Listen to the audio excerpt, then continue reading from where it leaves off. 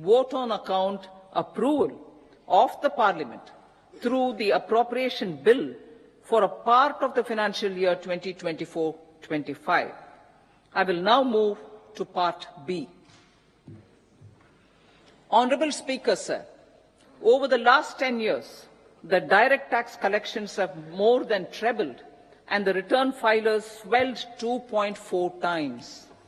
I would like to assure the taxpayers that their contributions have been used wisely for the development of the country and welfare of its people. I appreciate the taxpayers for their continued support. The government has reduced and rationalized tax rates.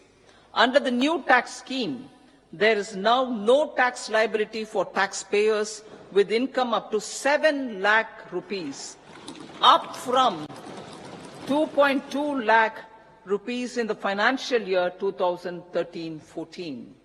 The threshold for presumptive taxation for retail businesses was increased from 2 crores to 3 crores. Similarly, the threshold for professionals eligible for presumptive taxation was increased from 50 lakh rupees to 75 lakh rupees. Also, corporate tax rate was decreased from 30% to 22% for existing domestic companies and to 15% for certain new manufacturing companies. Honourable Speaker, sir, in the last 5 years, our focus has been to improve taxpayer services. The age-old jurisdiction-based assessment system was transformed with the introduction of faceless assessment and appeal, thereby imparting greater efficiency, transparency, and accountability. Introduction of updated income tax returns, a new Form 26AS, and pre-filling of tax returns have made filing of tax returns simpler and easier. Average processing time of returns has been reduced from 93 days in the year 2013-14 to a mere 10 days this year, thereby making refunds faster. Indirect taxation. By unifying the highly fragmented indirect tax regime in India, the GST has reduced the compliance burden on trade and industry. The industry has acknowledged the benefits of GST.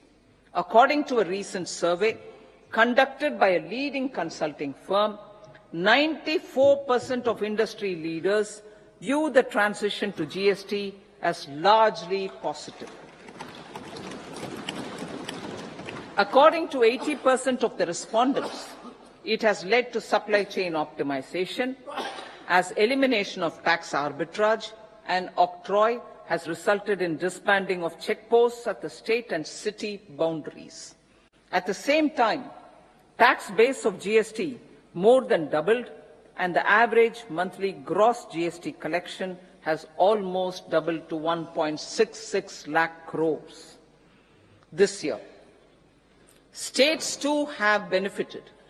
States' SGST revenue, including compensation released to states in the post-GST period of 2017-18 to 2022-23, has achieved a buoyancy of 1.22. In contrast, the tax buoyancy of state revenues from subsumed taxes in the pre-GST 4-year period of 2012-13 to 2015-16 was a mere 0.72. The biggest beneficiaries are consumers, as reduction in logistic cost and taxes have brought down prices of most goods and services. We have taken a number of steps in customs to facilitate international trade. As a result, the import release time declined by 47% to 71 hours at inland container depots, by 28% to 44 hours at air cargo complexes, and by 27% to 85 hours at seaports over the last 4 years since 2019. when the national time release studies were first started. Tax proposals. As for tax proposals, in keeping with the convention, I do not propose to make any changes relating to taxation and propose to retain the same tax rates for direct and indirect taxes, including import duties. However, certain tax benefits to startups and investments made by sovereign wealth or pension funds, as also tax exemption on certain income of some IFSC units, are expiring on 31/3/2024. To provide continuity in taxation, I propose to extend the date to 31/3/2025. Moreover, in line with the government's vision to improve ease of living and ease of doing business, I wish to make an announcement to improve taxpayer services. There are a large number of petty, non-verified, non-reconciled or disputed direct tax